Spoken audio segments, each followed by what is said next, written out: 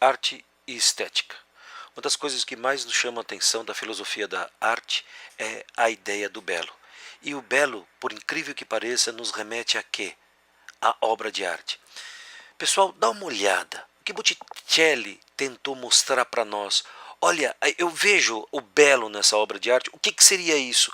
Ou dá uma olhada no que pensou o Rodin quando ele fez essa escultura.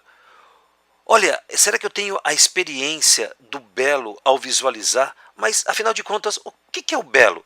Será que o belo pode ser construído a partir da racionalidade? Isso é, ele pode ser construído racionalmente? Então, vamos pensar mais ou menos o seguinte.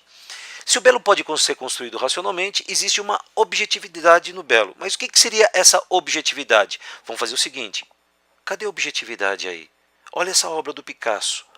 Olha essa outra obra do Salvador Dalí. Cadê a objetividade? Ou sou eu, como sujeito, que capta o belo? Então vou fazer o seguinte, será que o belo existe em si ou ele está nos olhos do observador? Gente, olha só isso. Eu estou vendo então o Michelangelo, a criação de Adão. Será que essa obra de arte é em si mesma o belo? Ou está fundamentalmente em mim? Porque, por exemplo, eu olho agora o Abapuru da Tarsila do Amaral. Onde é que está a beleza? A beleza nos dois? Como é que se dá esse processo? Então nos remete para uma outra questão.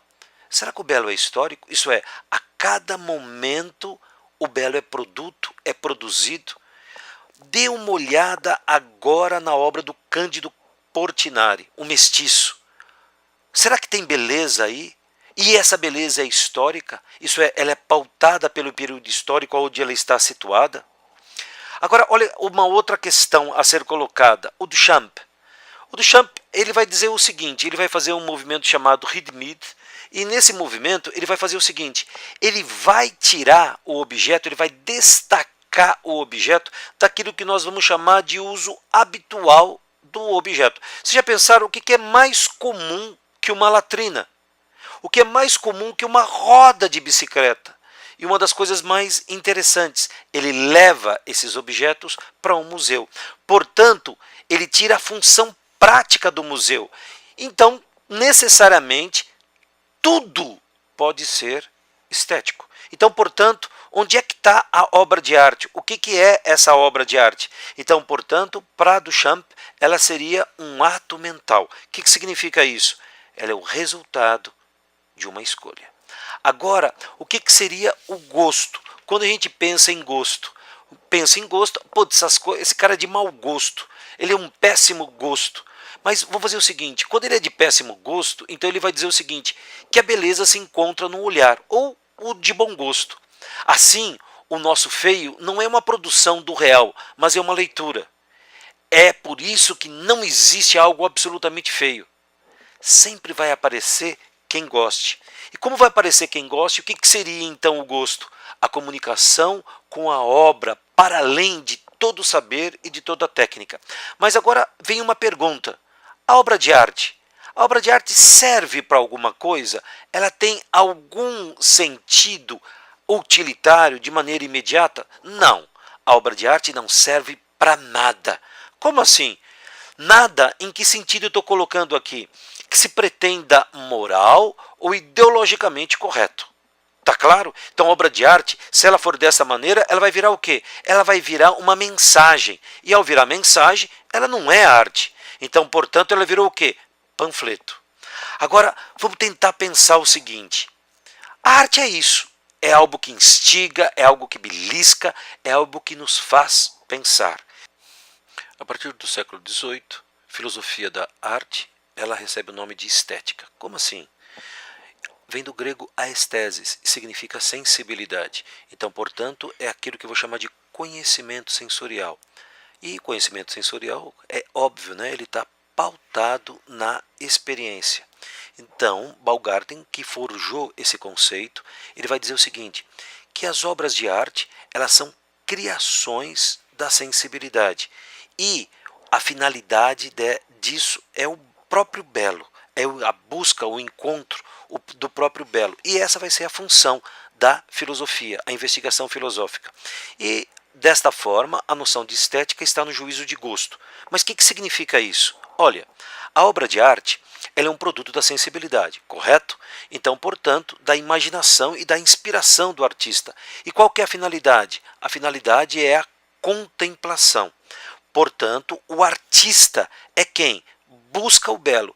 E o público? Qual é a função do público? O público avalia e faz o julgamento da obra de arte. Por isso que a gente fala em juízo de gosto. Então, portanto, o belo não tem nada a ver com o verdadeiro.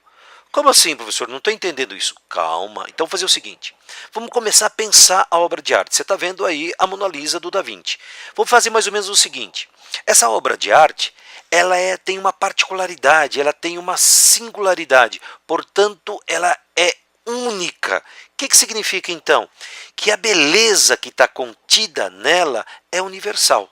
Se ela é única, se ela é singular, se ela tem uma particularidade, então, portanto, eu não preciso demonstrar isso. Se eu não preciso demonstrar, ela não está pautada pela verdade, ok? Então, a obra de arte fala por si mesma. Agora vou fazer mais ou menos o seguinte, vamos adentrar a história da filosofia e vamos para os grandes mestres. Vamos dar uma olhada no nosso querido Platão. Então, vou fazer o seguinte, Platão parte da mesma noção, o primeiro cara a perguntar o que é o belo. Então, o belo para ele está ligado à noção de bem, à noção de perfeição, de verdade. Então, portanto, a beleza existe em si mesma. Lembrou, né? Isso, o mundo das ideias. A beleza, então, é em si. Então, a obra de arte, ela não deve, em hipótese alguma, copiar absolutamente nada. Você já pensou? Se eu faço uma cópia dos objetos da natureza, o que implica isso? Que eu estou montando uma cópia da cópia. Portanto, eu estou fazendo uma cópia do mundo sensível. E para Platão, isso é um baixo conhecimento. É por isso que na República, o que ele faz? Expulsa todos os artistas que estão ligados a essa noção de copiar a natureza. Então, portanto, as coisas para Platão são mais ou menos belas conforme a sua participação na ideia de beleza. Já Aristóteles pensa a arte de maneira diferente. Ele fala que a obra de arte é uma criação humana. O que significa isso? Poesis. Professor, o que é isso? Fabricação. Ok? Então, portanto, a arte pode e imita a natureza. O belo, sabe onde está o belo? Aonde? O belo está em nós, porque nós o fabricamos. Em que sentido? As artes, portanto, têm utilidade prática e elas vão completar o que falta na natureza. Como assim?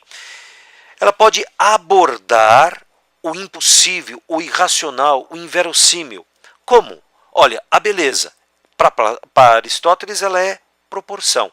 Dá uma olhada. Nossa, é o pattern, exato. Olha as proporções, olha a ordem, olha os corpos humanos, a simetria, portanto, a justa medida.